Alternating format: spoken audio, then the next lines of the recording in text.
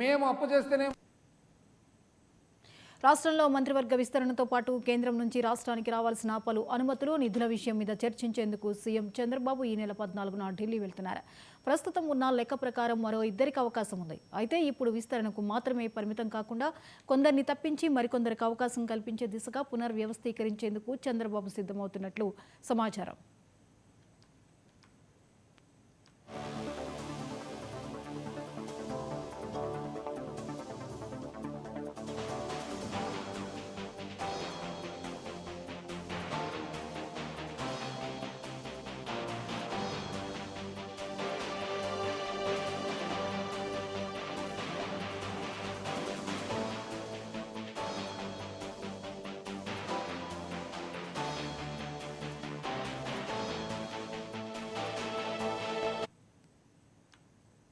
అతి తక్కువ ఖర్చుతో